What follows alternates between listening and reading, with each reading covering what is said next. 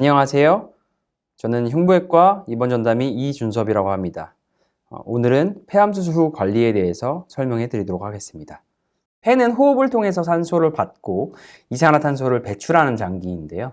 화면을 보시면 알베올라이라고 하는 폐포로 구성되어 있는 풍선과 같은 형태입니다. 그래서 폐 절제를 하게 되면 폐 기능이 감소하게 되고요. 아래 그림에 보시면은 초록색 그 줄과 같은 게 보이실 겁니다. 그 림프절인데요. 림프절을 떼어내어서 조직 검사를 해서 전이 여부를 판단하는 중요한 부분입니다.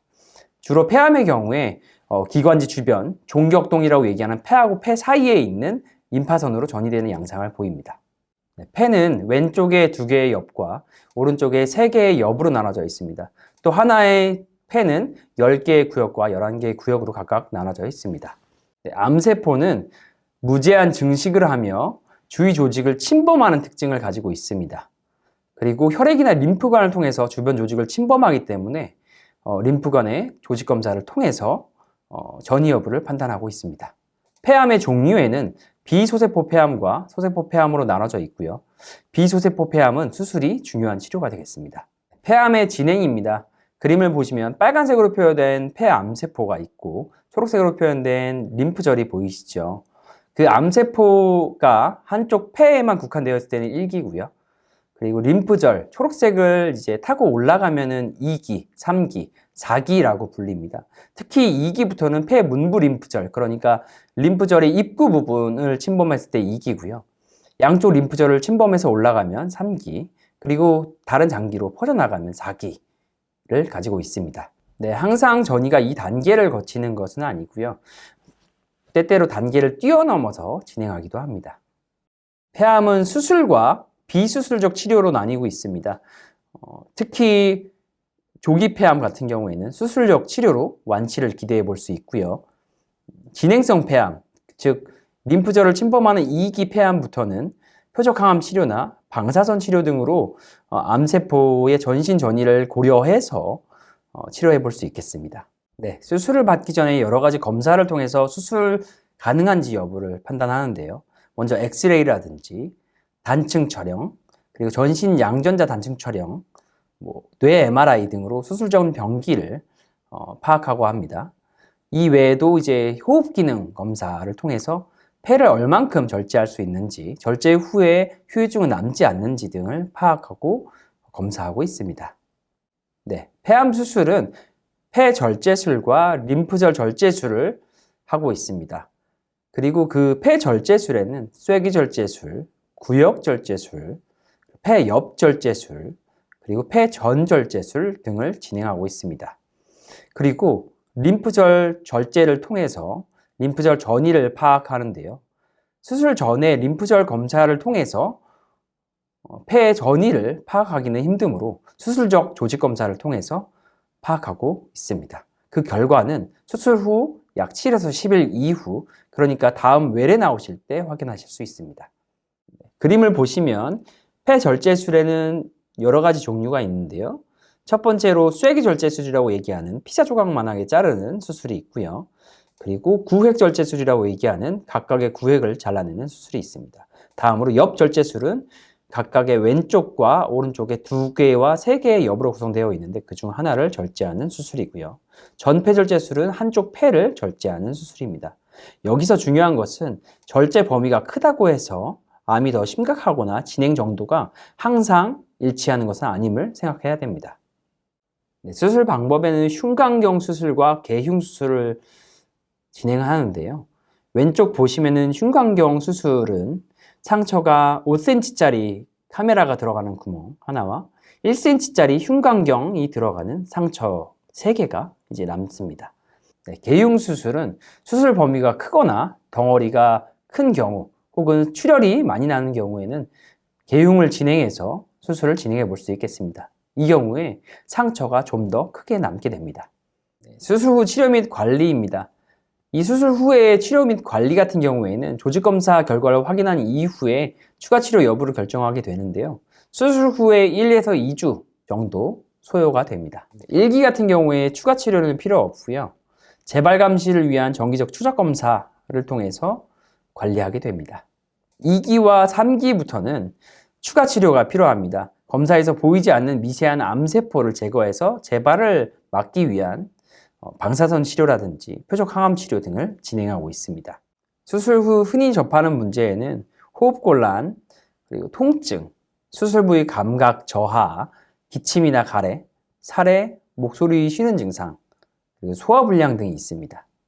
폐암 수술 직후에 폐 기능의 감소로 호흡곤란이 발생할 수 있는데요. 대부분 수술 전에 폐 기능이 좀 좋지 않은 분들 같은 경우에 좀 더 심합니다. 하지만 적절한 호흡 운동이나 걷기 운동 등을 통해서 폐 기능은 서서히 좋아지는 양상을 보입니다. 폐엽 절제술의 경우에는 약 25%에서 30% 정도의 폐를 절제를 하게 되는데 1년 후에 폐 기능은 수술 전에 비해서 10%에서 20%만 감소하게 됩니다. 다음은 제일 중요한 폐렴입니다.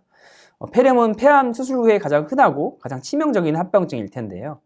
수술 후에 폐렴 발생률이 약 5%에서 20%가량 됩니다. 폐렴 발생 시의 사망률은 약 17%까지 증가를 하고 있습니다. 그래서 항생제 치료나 산소 치료, 심할 경우에는 중환자실 치료까지 필요한 경우가 있습니다. 수술 후 폐렴 예방을 위해서 매일 엑스레이를 찍고 있고요. 적극적인 호흡 운동이나 걷는 운동을 통해서 예방하고 있습니다. 적극적인 객단 배출, 그러니까 검붉은 가래나 노란 가래가 폐에 쌓이지 않도록 배출을 해주셔야 합니다. 퇴원 후에 갑작스러운 호흡곤란이 생긴다든지 흉통이 동반된다든지 아니면 호흡이 곤란하며 가슴과 목이 부푼다든지 아니면 호흡곤란과 발열이 시작될 때는 꼭 병원으로 오셔야 됩니다. 특히 누런색 가래가 나온다든지 호흡곤란이 동시에 생길 경우에는 폐렴일 가능성이 굉장히 크므로 병원에 내원하시는 것이 좋겠습니다. 병원은 가까운 병원을 가시는 게 원칙이고요. 외래 예약이 안 될 때는 응급실로 바로 오시거나 평일의 경우 외래에 전화로 문의하셔서 병원으로 내원하시는 게 좋겠습니다. 수술 후에 통증이나 감각 저하가 있을 수 있는데요. 이거는 가슴에 있는 갈비뼈 사이마다 늑간신경이 분포하고 있고 통증에 굉장히 민감하기 때문입니다. 그래서 진통제가 필요하고요. 수술은 갈비뼈 사이를 절개해서 접근하기 때문에 늑간신경의 손상이 불가피하고요. 그렇기 때문에 이쪽 앞쪽 수술 부위 앞가슴의 감각이 떨어지게 됩니다. 수술 후에 통증은 대부분 시간이 지나면서 완화되는 양상을 보이는데요. 수술 후에 통증이 지속될 경우에는 마취통증의학과에서 통증 관리를 받아보실 수 있겠습니다. 수술 부위에 통증이 재발한다고 해서 이것이 암의 재발을 의미하지는 않습니다. 수술 후에 발생하는 통증을 위해서 진통제를 적극적으로 사용하면서 조절하고 있는데요. 이는 통증으로 인해서 호흡기계 운동이 원활하지 않아서 폐 허탈이나 폐렴 등이 발생하는 것이 진통제의 부작용보다 더 위험하기 때문입니다. 병동에서 쓰고 있는 마약성 진통제의 부작용에는 변비, 배뇨, 목마름, 오심, 구토 같은 항콜린 작용이 생길 수 있는데요. 이런 경우에는 의료진에게 말해 주셔서 적극적으로 용량을 조절하는 게 중요하겠습니다. 또한 졸림이나 호흡 저하가 발생할 수 있는데 이럴 때는 진통제의 용량을 조절하면서 사용해 볼 수 있겠습니다. 수술 후에 기침이나 가래 등이 발생할 수 있는데요.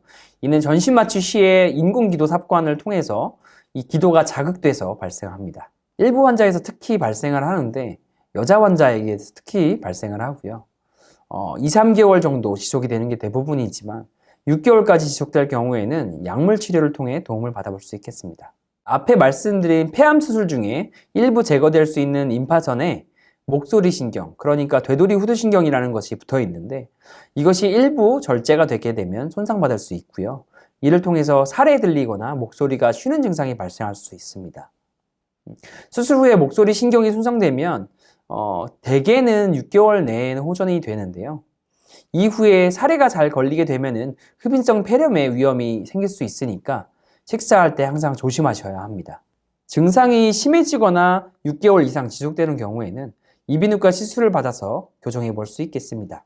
수술 후에 대개는 소화불량이 나타날 수 있는데요. 그림에 보시면 노란색 선이 보이시는데 이것은 미주신경입니다. 일부 임파선은 미주신경에 붙어 있어서 임파선 절제 중에 손상받을 수 있게 되는데요.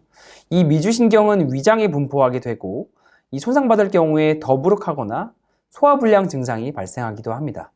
대개 소화불량은 시간이 지나면서 호전이 됩니다. 우리의 땀 분비는 교감신경이라는 곳에 의해서 조절되는데요. 이 얼굴하고 상체의 땀 분비 조절을 담당하는 교감신경의 줄기가 이 가슴에서 지나갑니다. 수술 중에 유착 박리라든지 갈비뼈를 동반 절제를 할 경우에는 교감신경 줄기의 손상이 불가피해서 이런 경우에 땀이 좀 안 나거나 아니면 다른 곳에 나는 현상들이 발생할 수 있습니다. 네, 수술 받느라 수고 많이 하셨고요. 앞에 말씀드린 여러 가지 내용들 중에 궁금하시거나 이해가 안 되시는 부분들은 질문해 주시면 감사하겠습니다. 수고하셨습니다.